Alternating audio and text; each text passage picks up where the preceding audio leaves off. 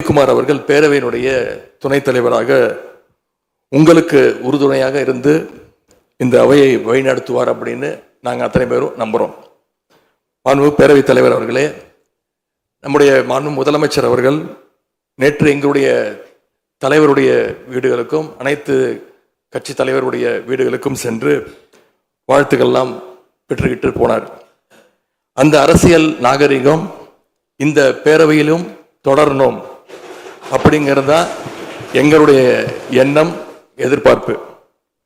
ஏற்கனவே நான் சொல்லியிருந்தாலும் மறுபடியும் சொல்ல விரும்புகிறேன். திராவிட முன்னேற்ற கழகம் இந்த சட்டப்பேரவையில் எதிரி கட்சியா இல்லாம ஒரு ஆக்கப்பூர்வமான எதிர்கட்சியாக நிச்சயம் செயல்படும். எங்க தலைவர் அவர்கள் சொன்ன மாதிரி திராவிட முன்னேற்ற கழகம் என்னைக்குமே ஒரு ஆக்க சக்தி தான். மாண்புமிகு பேரவைத் தலைவர்களே, இந்த பேரவைக்குன்னு ஒரு மிகப்பெரிய வரலாறு இருக்கு. இன்னைக்கு இந்தியாவில் பண்பாட்டு ரீதியாகவும் பொருளாதார ரீதியாகவும் தமிழ்நாடு சிறப்பாக முன்னேறி இருக்கு அப்படின்னா இந்த பேரவையில் நடந்த விவாதங்கள், எடுக்கப்பட்ட முடிவுகள், இயற்றப்பட்ட சட்டங்கள், நிறைவேற்றப்பட்ட தீர்மானங்கள் இதெல்லாம் தான் ஒரு காரணம். பிற மாநிலங்களுக்கெல்லாம் ஒரு எடுத்துக்காட்டாக வழிகாட்டக்கூடிய வகையில் செயல்பட்டு இந்தியாவையே திரும்பி பார்க்க வச்ச சட்டமன்ற பேரவை இந்த தமிழ்நாட்டு சட்டமன்ற பேரவை.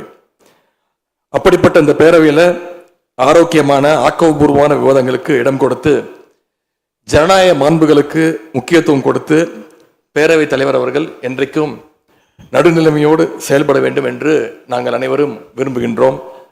நாம் எங்க ஆளுங்கட்சி எதிர்கட்சி அப்படின்னு எதிர் வரிசையில் உட்கார்ந்திருந்தாலும் தமிழ்நாட்டுடைய வளர்ச்சின்னு வரும்போது நாம் அனைவரும் ஒரே வரிசையில் முன் வரிசையில் நின்று உழைக்கணும்னு நான் விரும்புகிறேன். அதைத்தான் தமிழ்நாட்டு மக்களும் எதிர்பார்த்துக்கிட்டு இருக்கிறாங்க, விரும்புகிறாங்க. திராவிட முன்னேற்ற கழகமும் அதைத்தான் விரும்புது. எங்களுடைய தலைவர் அவர்கள் கடந்த 5 ஆண்டுகள்ல அடிக்கடி சொல்ற ஒரு வார்த்தை, இது எனது அரசு அல்ல நமது அரசு என்று எங்களுடைய தலைவர் அவர்கள் அடிக்கடி சொல்லுவார். அதை நிரூபிச்சும் காட்டியிருக்கிறார். சென்ற திராவிட மாடல் அரசுங்கிறது வாக்களிச்ச மக்களுக்கு மட்டும் இல்லாம வாக்களிக்காத மக்களுக்குமான அரசாகத்தான் செயல்பட்டு வந்தது. ஆகவே இந்த புதிய அரசும் அனைவருக்குமான அரசாக உங்களுக்கு வாக்களிக்காத மக்களுக்குமான அரசாக செயல்படும்னு நான் விரும்புகிறேன். இந்த நேரத்தில் இன்னொரு விஷயத்தையும் இங்கே நினைவுபடுத்த விரும்புகிறேன். மாண்புமிகு பேரவைத் தலைவர் அவர்களும் மாண்புமிகு முதலமைச்சர் அவர்களும் இன்னைக்கு எதிர்கட்சி தலைவராக இருக்கிற நானும் ஒரே காலேஜில் படித்த ஓல்டு ஸ்டூடெண்ட்ஸ். ஒரே காலேஜில் நாம் படிச்சிருந்தாலும் அரசாங்கத்தை நடத்துறதுல திமுக தான் சீனியர் பேட்ச். அது உங்களுக்கு தெரியும். 1967 ஆட்சிக்கு வந்தது திமுக தான். நாங்கள் தான் சீனியர்ஸ்.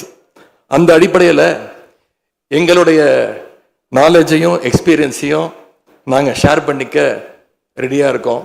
அதை ஏற்றுக்க நீங்களும் தயாராக இருங்க.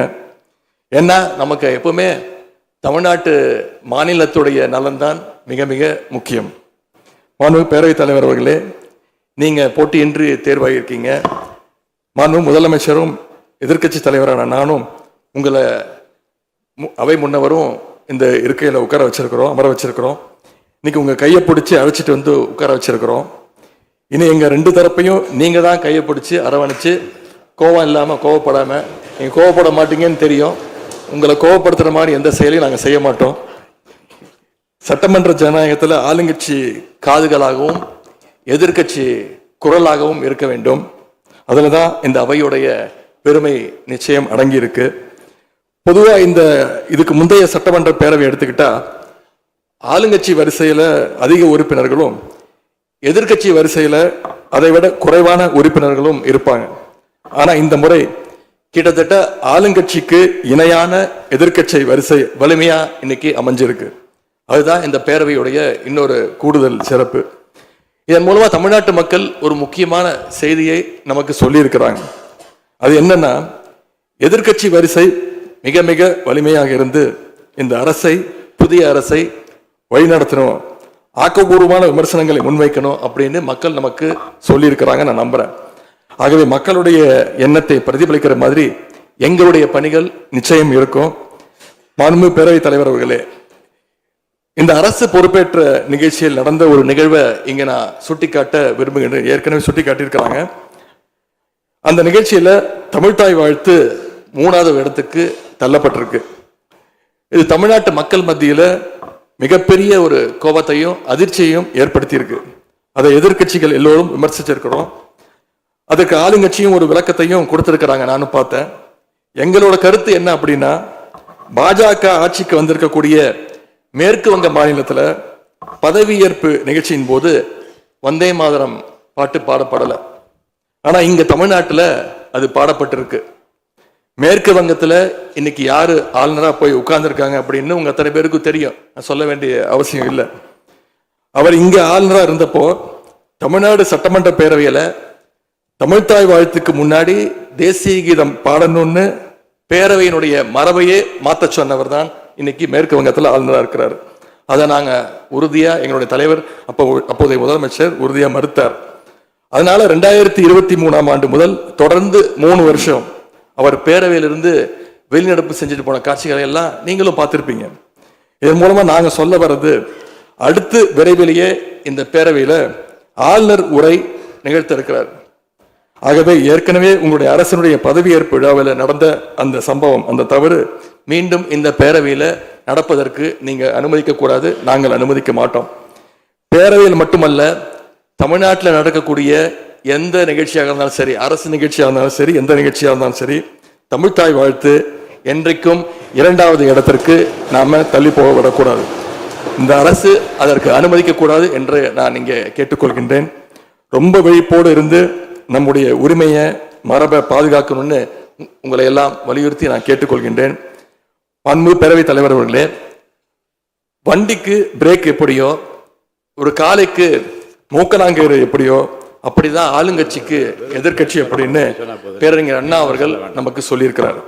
ஆகவே பேரறிஞர் அண்ணா சொன்ன வழியில ஆளுங்கட்சியினுடைய செயல்பாட்டை உற்று நோக்கி உங்களுடைய நிறைகளை குறைகளை சுட்டு காட்டுகின்ற ஒரு ஆக்கப்பூர்வமான எதிர்கட்சியாக நாங்கள் நிச்சயமாக செயல்படுவோம். இந்த அவைக்கு புதியவங்க, ஃபர்ஸ்ட் டைம் எம்எல்ஏஸ் நிறைய பேர் வந்திருக்கிறீங்க, அதுல மிகுந்த மகிழ்ச்சி. அதே போல ரொம்ப வருடங்களுக்கு பிறகு நிறைய பெண் சட்டமன்ற உறுப்பினர்கள் இங்க இடம்பெற்றிருக்கிறீங்க, அதுல எங்களுக்கு கூடுதல் மகிழ்ச்சி. அத்தனை பேருக்கும் மீண்டும் என்னுடைய வாழ்த்துக்கள். தமிழ்நாட்டுடைய உரிமைகளுக்காகவும் வளர்ச்சிக்காகவும் நாம எல்லாரும் சேர்ந்து ஒன்னா பயணிப்போம். எது எப்படி ஆனாலும் திராவிட இயக்கத்தினுடைய அடிப்படை கொள்கைப்படி எல்லோருக்கும் எல்லாம் கிடைக்கிறதை உறுதி செய்கின்ற வகையில எதிர்கட்சி வரிசையில இருந்து நாங்கள் நிச்சயம் செயல்படுவோம்.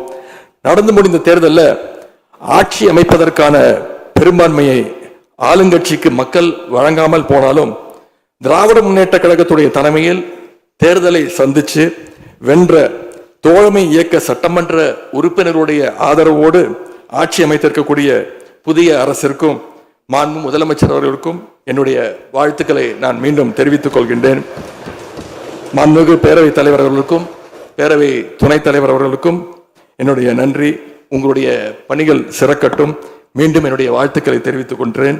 நன்றி, வணக்கம். வெல்க தமிழ், வாழ்க தமிழ்நாடு. மக்களை பிரிக்கும் சனாதானம் நிச்சயம் ஒழிக்கப்பட வேண்டும். நன்றி, வணக்கம்.